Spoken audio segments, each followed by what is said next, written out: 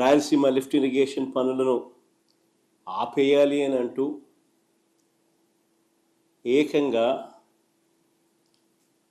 తెలంగాణ ముఖ్యమంత్రి గారు అసెంబ్లీలో క్లోజ్ డోర్ మీటింగ్లో తాను అడిగానని, తన మీద గౌరవంతో చంద్రబాబు గారు ప్రాజెక్టును ఆపేశారు అని ఏకంగా తెలంగాణ ముఖ్యమంత్రి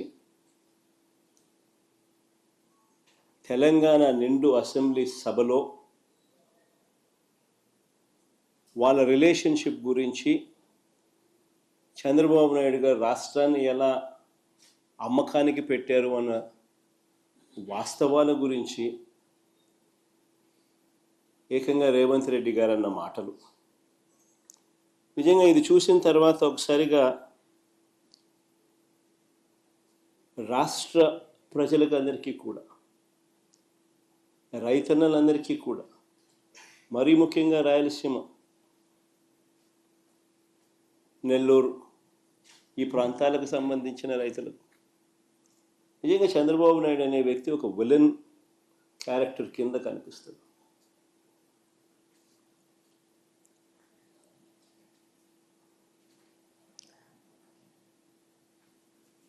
ఆ కుర్చీలో చంద్రబాబు నాయుడు గారు ముఖ్యమంత్రిగా కొనసాగుతూ తన సొంత రాష్ట్రాన్ని ఏ రకంగా తాకట్టు పెట్టాడు, రాష్ట్ర ప్రజలను తన స్వార్థం కోసం ఏ రకంగా తాకట్టు పెడతా ఉన్నాడు అన్నదానికి రేవంత్ రెడ్డి స్టేట్మెంట్లు సాక్ష్యాలు. నిజంగా బహుశా భారతదేశ చరిత్రలో ఇలాంటి చరిత్రహీనుడు బహుశా ఎవరు ఉండకపోయి ఉండొచ్చు.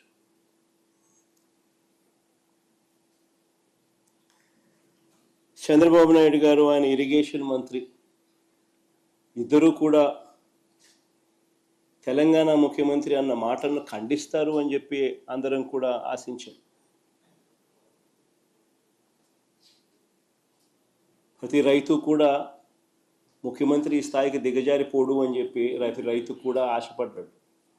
కానీ ఆశ్చర్యం ఏమిటి అంటే, చంద్రబాబు నాయుడు గారు తన ఇరిగేషన్ మంత్రితో తాను మాట్లాడించిన మాటలు, చంద్రబాబు నాయుడు గారు మాట్లాడుతూ ఉన్న మాటలు చూస్తే, రాయలసీమ లిఫ్ట్ ఇరిగేషన్ స్కీమ్ అవసరం లేదు అంటూ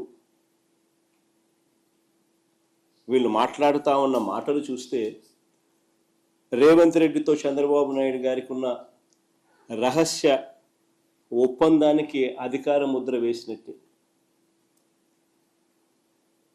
కరెక్ట్గా రేవంత్ రెడ్డి కూడా ఇదే మాటలే మాట్లాడాడు. చంద్రబాబు నాయుడు కూడా, ఆయన మంత్రి కూడా రాయలసీమ లిఫ్ట్ అవసరం లేదు అని అంటూ చంద్రబాబు నాయుడు బరి తెగించి మాట్లాడడం కూడా వాళ్ళిద్దరి మధ్య జరిగిన ఒప్పందానికి ఆమోద ముద్ర వేసినట్టే, అధికార ముద్ర వేసినట్టే. స్వలాభం కోసం ప్రజలకు ఎంతటి ద్రోహమైనా కూడా, ఎంతటి మోసమైనా చేయడానికి చంద్రబాబు నాయుడు అనే వ్యక్తి వెనకాడడు.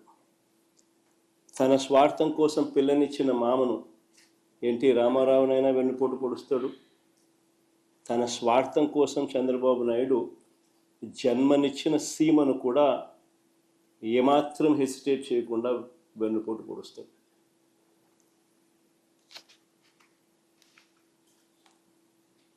నిజంగా రాయలసీమ లిఫ్ట్ అన్నది ఒక గొప్ప ఆలోచన, ఒక గొప్ప ఉద్దేశం ఈ రాయలసీమ లిఫ్ట్ ప్రాజెక్టు వెనకాల ఉన్నమాట. కరువు కోరల్లో చిక్కుకొని ఉన్న రాయలసీమ ప్రాంతం, వ్యవసాయం ప్రశ్నార్థకరం అయిన పరిస్థితులు, తాగడానికి మంచినీళ్ళు కూడా ఒక్కొక్కసారి దొరకని పరిస్థితి.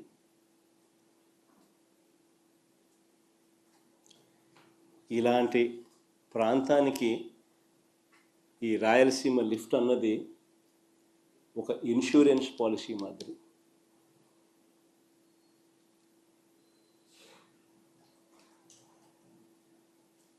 రాయలసీమకు, నెల్లూరుకు, చెన్నైకి ఇది సంజీవిని వంటిది.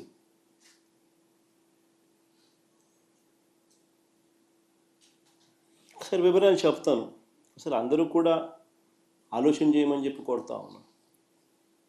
ఎందుకనంటే ఇది ఆలోచన చేయదగ్గ అంశం కాబట్టి. శ్రీశైలం ఫుల్ కెపాసిటీ లెవెల్ 885 అడుగులు. శ్రీశైలం నుంచి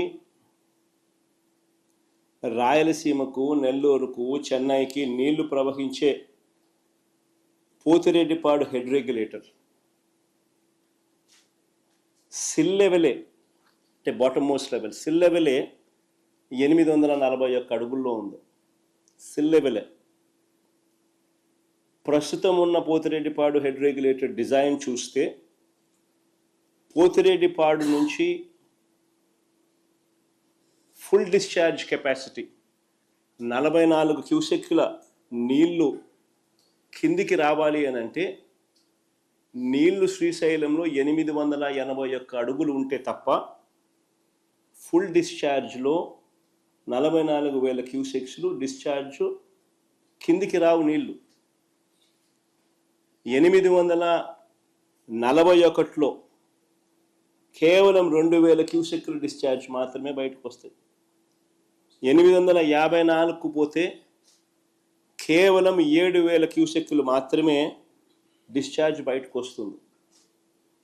పోతిరెడ్డిపాడు ఫుల్ డిశ్చార్జ్ కెపాసిటీ 44,000 క్యూసెక్లు బయటికి రావాలి అని అంటే 881 అడుగులకు పోతే నీళ్లు ఉంటేనే సాధ్యపడుతుంది. Srisailam full capacity level 885.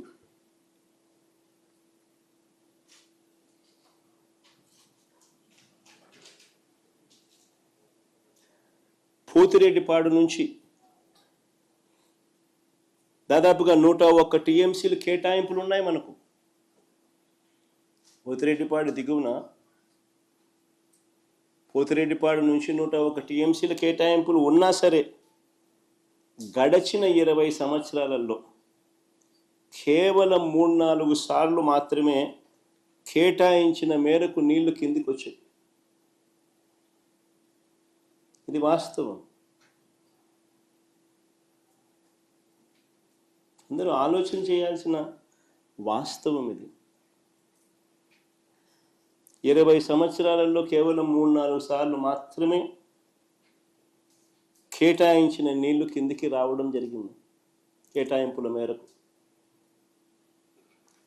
ఇలాంటి దుర్భరమైన పరిస్థితిలో ఇప్పటికే ఒక వైపున ఉండగా మరోవైపున 2015లోనే, అంటే ఇక్కడ చంద్రబాబు నాయుడు గారు రాష్ట్రం విడిపోయింది, ఇక్కడ చంద్రబాబు నాయుడు గారు ముఖ్యమంత్రిగా ఉన్నారు, అక్కడ తెలంగాణ ప్రభుత్వం అటువైపున 2015లో